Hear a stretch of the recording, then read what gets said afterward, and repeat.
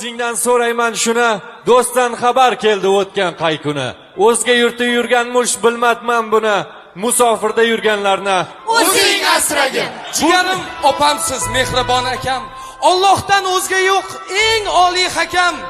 Duodamiz ko'zlaringiz hech bo'lmasin nam.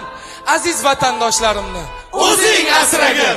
Ularga osonmas gulxonasidan. Ular uzoq o'z oilasidan. Hatto uzoq yolg'iz onasidan.